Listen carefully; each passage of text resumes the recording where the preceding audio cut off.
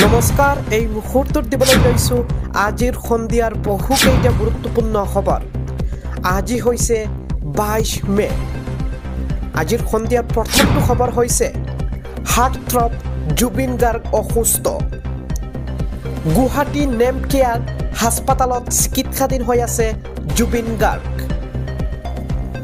মাজনিশা name care হাস্পাতালত ভৰ্তি কৰা হৈছে জুবিন গাৰ্গক অভিজ্ঞ চিকিৎসকৰ তত্ত্বাৱধানত চলি আছে চিকিৎসা সেৱা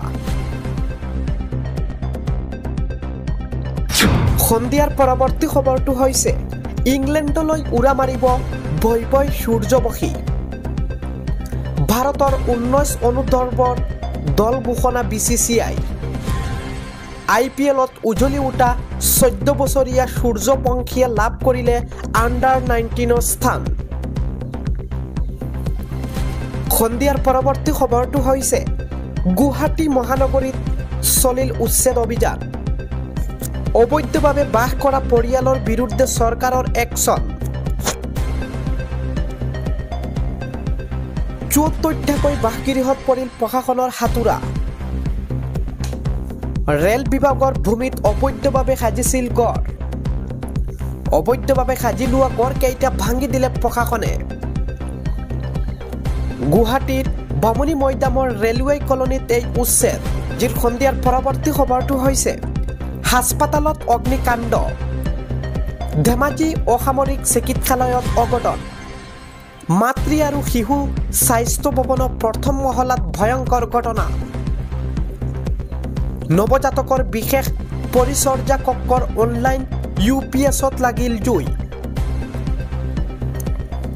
ভয়ংকৰ বিপদৰ পৰা কতমপি ৰক্ষা পৰিল 15টিকৈ নৱজাতকৰ প্ৰাণ জুইৰ সূত্ৰপাতৰ লগে লগে নাৰ্ছ অভিভাৱকৰ মাজত লাগে হুৱাদুৱা বিদ্যুৎ সংযোগ কৰ্তন কৰাৰ পাছতহে পৰিস্থিতি নিয়ন্ত্ৰণলৈ আহে আন এটা খবৰ হৈছে গৌৰৱ গগৈ পাকিস্তান লিংকক লৈ মুখ্যমন্ত্ৰী হিমন্ত বিশ্ব শৰ্মাৰ মহা বিস্ফোৰণ লোকসভাত গৌৰৱ গগৈয়ে ভাৰতৰ পাৰমাণৱিক অস্ত্ৰ ক'ত আছে জানিব বিচাৰিছিল গৌৰৱ গগৈয়ে লোকসভাত ৰাফেল S-400ৰ বিৰোধিতা কৰিছিল ভাৰতীয় কোষ্ট গাৰ্ডৰ পথৰ সিকিউৰিটি কিমান আছে জানিব বিচাৰিছিল 90 জন যুৱকক পাকিস্তান দূতাবাসলৈ গৈছিল 19 বাৰ পাকিস্তানলৈ অহা যোৱা কৰিছিল গৌৰৱৰ পত্নী কেতিয়াবা নেপাল হৈ কেতিয়াবা আন্থাৰী বৰ্ডাৰ হৈ পাকিস্তানলৈ গৈছিল সাংসদ গৌৰৱ গগৈৰ পত্নী 10 ছেপ্টেম্বৰত গৌৰৱ গগৈৰ পত্নীৰ পাছপোৰ্ট বাতিল হ'ব পাকিস্তানৰ কামত পাকিস্তানলৈ অহা যোৱা কৰিছিল গৌৰৱ আৰু পত্নীয়ে গৌৰৱ গগৈৰ পাকিস্তান লিংক সন্দৰ্ভত মুখ্যমন্ত্ৰীৰ ন বিস্ফোৰক তথ্য গৌৰৱ গগৈ পাকিস্তান লিংকক লৈ মুখ্যমন্ত্ৰী হিমন্ত বিশ্ব শৰ্মাৰ মহা বিস্ফোৰণ মন্তব্য লোকসভাত গৌৰৱ গগৈয়ে ভাৰতৰ পাৰমাণৱিক অস্ত্ৰ ক'ত আছে এইসমূহ জানিবলৈ বিচাৰিছিল আজিৰ সন্ধিয়াৰ পৰৱৰ্তী খবৰটো হৈছে এইবাৰ অসমৰ ইউটিউবাৰৰ বিৰুদ্ধে হ'ব পাৰে একচন কোনোবা যদি পাকিস্তানলৈ যোৱা ইউটিউবাৰ আছে নাম দিয়ক পাকিস্তানলৈ যোৱা অসমৰ ইউটিউবাৰৰ বিৰুদ্ধে হ'ব পাৰে একচন সাংবাদিকে সোধা প্ৰশ্নৰ উত্তৰত ডাঙৰ ঘোষণা মুখ্যমন্ত্ৰী ডক্টৰ হিমন্ত বিশ্ব শৰ্মাৰ সাংসদ গৌৰৱ গগৈৰ পাকিস্তান ভ্ৰমণক লৈ সংবাদমেলৰ মাজতে এই বৃহৎ ঘোষণা প্ৰধানমন্ত্ৰীৰ আনুষ্ঠানিক ভ্ৰমণ আৰু ইউটিউবাৰ বা কংগ্ৰেছৰ সাংসদৰ ভ্ৰমণত বিশাল পাৰ্থক্য আছে প্ৰধানমন্ত্ৰীগৰাকীৰ ভ্ৰমণ কংগ্ৰেছৰ সাংসদৰ ব্যক্তিগত ভ্ৰমণৰ মাজত এক বিশাল পাৰ্থক্য আছে ৰাষ্ট্ৰৰ স্বাৰ্থত যোৱা আৰু ব্যক্তিগত স্বাৰ্থৰ বাবে পাকিস্তান যোৱাটো সম্পূৰ্ণ ভিন্ন বিষয় পাকিস্তান প্ৰেমী একাংশ কংগ্ৰেছীয়ে কেতিয়াও এই পাৰ্থক্য বুজি নাপায় বুলি বুজিবলৈ নিবিচাৰে সাংসদ গৌৰৱ গগৈৰ পাকিস্তান ভ্ৰমণক লৈ এইদৰে মন্তব্য মুখ্যমন্ত্ৰী ডক্টৰ হিমন্ত বিশ্ব শৰ্মাৰ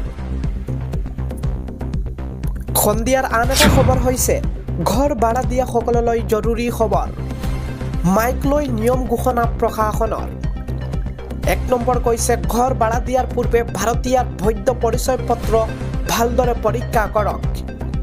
আধাৰ card, voter ID, PAN card, কি কৰ্ম কৰে ইত্যাদি তথ্য সংগ্ৰহ কৰক। যিকোনো সন্দেহজনক ব্যক্তিৰ বিষয়ে জানিব পাৰিলে তৎক্ষণাৎ আৰক্ষীক অৱগত কৰক। ভাড়া দিয়াৰ 3 দিনৰ ভিতৰত ভাড়া দিয়াৰ নথি সংগ্ৰহ কৰিব লাগিব। বৰপেটা আৰক্ষীয়ে গ্ৰহণ কৰিছে বিশেষ পদক্ষেপ। অন্যথা ঘৰৰ মালিকৰ বিৰুদ্ধে আৰক্ষীয়ে গ্ৰহণ কৰিব পাৰে কঠোৰ ব্যৱস্থা। ভয়াৱহ ৰূপত বৃদ্ধি পোৱা চুৰি ডকাইতিৰ ঘটনাক লৈ এই বিশেষ ব্যৱস্থা। সন্ধিয়াৰ পৰৱৰ্তী খবৰটো হৈছে সলমান খানৰ ঘৰত প্ৰৱেশৰ চেষ্টা চলোৱা যুৱক যুৱতীক গ্ৰেপ্তাৰ আৰক্ষীৰ। আৰক্ষীৰ গ্ৰেপ্তাৰ কৰিছে ছত্তীশগড়ৰ এজন 23 বছৰীয়া যুৱকক। মুম্বাইত 32 বছৰীয়া এগৰাকী যুৱতীকো গ্ৰেপ্তাৰ কৰিছে মুম্বাই আৰক্ষীয়ে। আৰক্ষীৰ মতে পুৱাৰ পৰা যুৱকজনে অভিনেতা খানৰ ঘৰত প্ৰৱেশৰ চেষ্টা কৰি আছিল। নিজকে সলমান খানৰ অনুৰাগী বুলি দাবী কৰাৰ লগতে লগ পাব বিচাৰিছিল অভিনেতাজনক। সুৰক্ষা কৰ্মীয়ে তেওঁক বাধা দিয়াত মোবাইল ফোনটো ভাঙি পেলাইছিল যুৱকজনে। সন্ধিয়া পুনৰ যুৱকজনে সলমান খানৰ বাসগৃহত সোমোৱাৰ চেষ্টা চলাইছিল। নিয়োজিত আৰক্ষীয়ে পুনৰ বাধা দি গ্ৰেপ্তাৰ কৰিছিল যুৱকজনক। ঘটনাটো 20 মেত সংঘটিত হৈছিল বুলি জানিব পৰা গৈছে। যুৱকজনৰ লগতে এগৰাকী যুৱতীকো গ্ৰেপ্তাৰ কৰিছে আৰক্ষীয়ে। যুৱতীগৰাকীয়ে বাৰে বাৰে সলমান খানৰ বাসগৃহত প্ৰৱেশৰ চেষ্টা চলাই আছিল। আজিৰ সন্ধিয়াৰ পৰৱৰ্তী খবৰটো হৈছে মানসিক বিকাৰগ্ৰস্ত যুৱতীৰ সৈতে 50 ঊৰ্ধ্বৰ ব্যক্তিৰ জঘন্য কাণ্ড। নাম হৈছে বিনয় সিংহৰ কুকাণ্ড। জনাই আছো বিনয় সিংহৰ কুকাণ্ডৰ বলি মানসিক বিকাৰগ্ৰস্ত যুৱতী। দীৰ্ঘদিন ধৰি যুৱতীগৰাকীৰ সৈতে কৰি আহিছিল অপকৰ্ম। যুৱতীগৰাকীৰ পিতৃৰ সৈতে সুৰাপান কৰি সুযোগ বুজি কৰিছিল কুকৰ্ম। ভুক্তভোগী যুৱতীগৰাকী অন্তঃসন্তা হোৱাত ঘটনা আহে পোহৰলৈ। স্থানীয় ৰাজ্য লম্পট বিনয় সিংহক গঠাই দিয়ে আৰক্ষীক। মানসিক বিকাৰগ্ৰস্ত যুৱতীৰ সৈতে 50 ঊৰ্ধ্বৰ ব্যক্তিৰ জঘন্য কাণ্ডৰ বলি হৈছে।